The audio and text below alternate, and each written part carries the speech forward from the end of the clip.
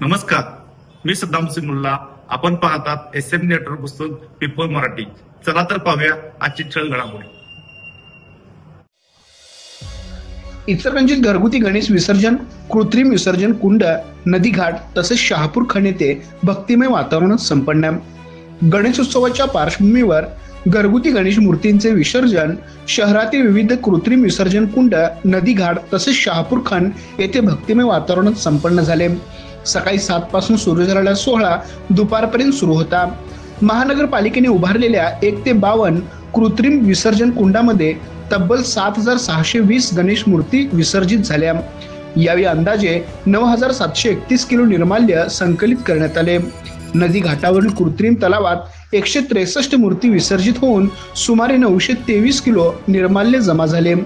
शहापूर खण येथे 3,354 गणेश मूर्तींचे विसर्जन करण्यात आले, तर 4,113 किलो निर्माल्य गोळा करण्यात आले. तसेच स्टार नगर विहिरीत 218 मूर्ती विसर्जित झाल्या व 500 किलो निर्माल्य संकलित झाले. अशा प्रकारे आजपर्यंत शहरात एकूण 11,355 गणेश मूर्तींचे विसर्जन पार पडले असून 15,267 किलो निर्माल्य संकलन करण्यात आले आहे. नगरपालिका प्रशासन, पोलीस यंत्रणा व स्वयंसेवी संस्था यांच्या प्रयत्नामुळे विसर्जन सोहळा सुरळीत व पर्यावरणपूरक पद्धतीने पार पडला. आमच्या प्रतिनिधीसह पाहत